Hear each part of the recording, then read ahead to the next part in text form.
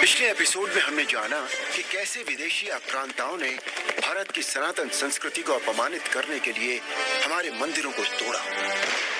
इसी क्रम में 15वीं सदी में बाबर के सेनापति मीर बाकी ने तो राम जन्मभूमि मंदिर का विध्वंस किया था, लेकिन कुछ सदियों बाद तुष्टीकरण प्रेमी और सनातन विरोधी इकोसिस्टम ने एक नया षड्यंत्र रचा।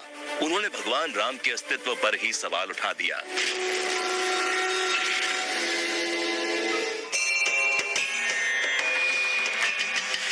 राम मंदिर निर्माण के खिलाफ बुद्धिजीवियों की ऐसी टोली उतारी गई, जिन्होंने श्री राम के अस्तित्व को मानने से इनकार कर दिया, ताकि यह माहौल बनाया जाए कि जब भगवान श्री राम थे ही नहीं तो जन्मभूमि मंदिर का सवाल ही नहीं उठता।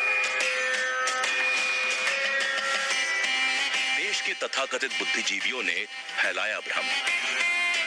भारत में रहने वाले कुछ वैचारिक आक्रांताओं ने एक एजेंडा सेट करने के लिए राम विरोधी माहौल बनाया। इनमें कुछ स्वघोषित इतिहासकार भी शामिल थे। इस राम विरोधी मानसिकता को जनता पर थोपने के लिए किसी ने किताबों का सहारा लिया तो किसी ने खुले मंच का। उनकी किसी एंशंट इंडिया की किताब में आप रामचंद्र जी को हिस्टोरिकल कैरेक्टर देखा है आपने?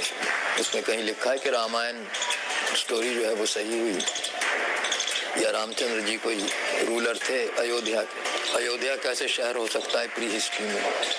शहर कैसे होगा प्री हिस्ट्री में? Competition from other sects. One of the ways of getting around it is to take a popular hero and say he's actually ours. He's an incarnation of our deity, and deify the hero into being something much bigger than what he was originally intended to be.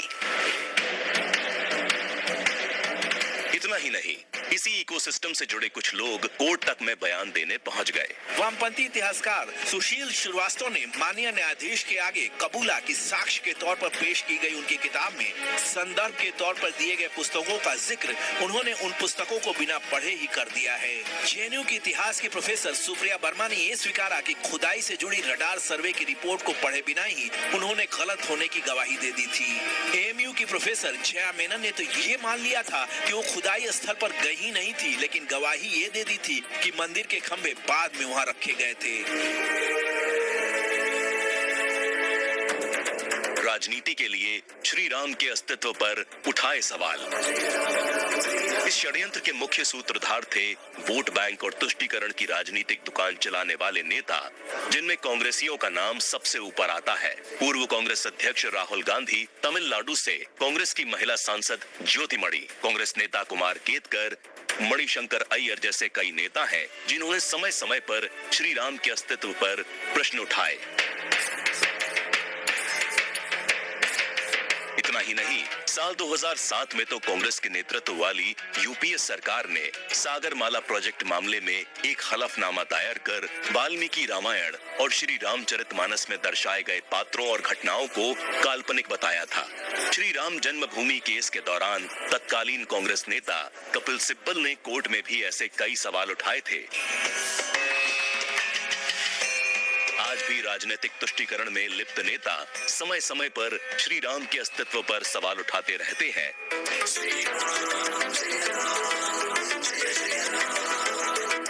आने वाले episode में हम जानेंगे कि कैसे इन षड्यंत्रों से आगे बढ़कर साक्ष्य मिटाए गए, ताकि जो भारत अपने आराध्य की जन्मभूमि के अपने अधिकार के लिए संघर्ष कर रहा है वो कामयाब न होने पाए। षड्यंत्रों को सामने लाने का ये कार्य जारी रहेगा।